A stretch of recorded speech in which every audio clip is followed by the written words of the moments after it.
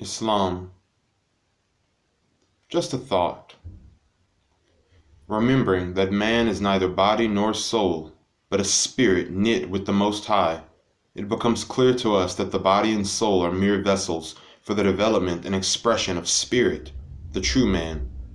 The spirit has a will, a definite purpose, a sure mission in this life, your mission, which carried to its utmost reunites the finite with the infinite, man with the divine within, and perfects man the monad into man the God, Lord of all the heavens and earth, as repeated in your scripture. The spirit, in its incarnation in matter, manifests a lower psychic vessel through which to channel its will. You've been told this before in chapter 1 of your Circle 7. This is called by some the ego, and by Moors under the ancient dispensation of Moorish Atlantean African science, the lower self, a body of desires, from which arise hatred, slander, lewdness, murder, theft, and all things that harm. Thus there arises a great war within the soul, a war between heaven and earth, a battle between two distinct types of impulses or vibrations, those from the higher tending to relate to the spirit and all things righteous, and those from the lower tending to relate to matter and flesh, self-gratification, limiting thoughts. Thus arising the need to sort out the impulses, to clear the temple of the mind so that the still small voice of direction of the spirit within can be discerned. This is where the indispensable practice of meditation comes in. Remembering from our Circle 7, and Allah hast exalted thy mind with the powers of meditation to discern and contemplate his illimitable perfections.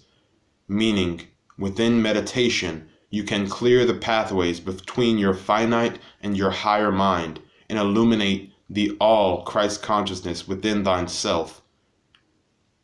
In meditation, one would sit, initially between 15 to 30 minutes, and examine with the inner eye the objects that arise before the mind.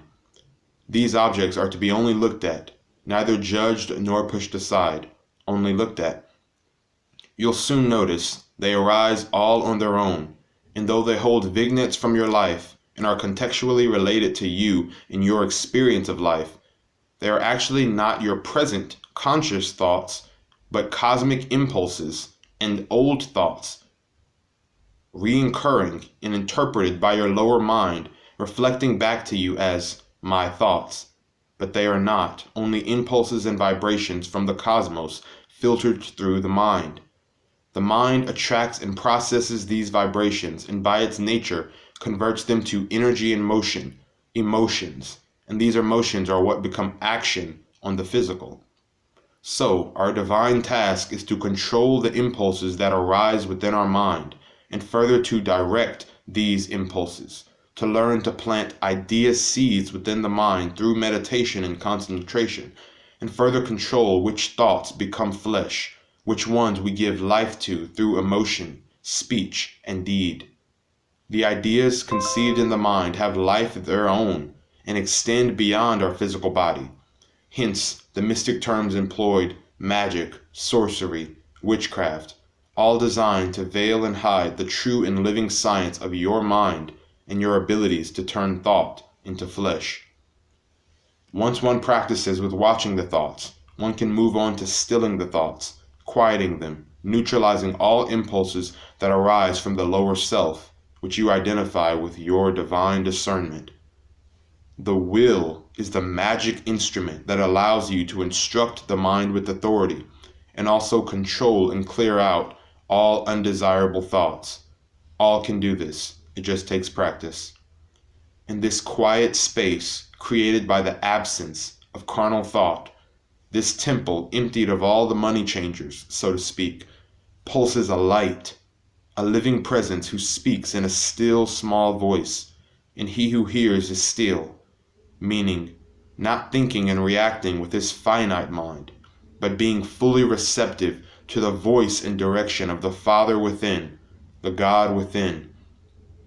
It is in this temple where one receives the word of power, sometimes called the lost word or the ineffable name, meaning All the secrets of divinity and self and reality will be laid bare to thine higher self. These concepts are beyond words, beyond the finite thought of man, as mentioned in chapter 1. But by loosing the thoughts, freeing these thoughts of ego, self, lack, and limitation, you become open to the reception of truth, the holy breath, which speaks minus words, minus thought, like that.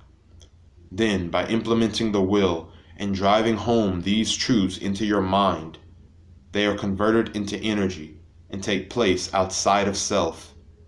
Magic. I hope this is clear. Peace, Moors. ISLAM, Islam.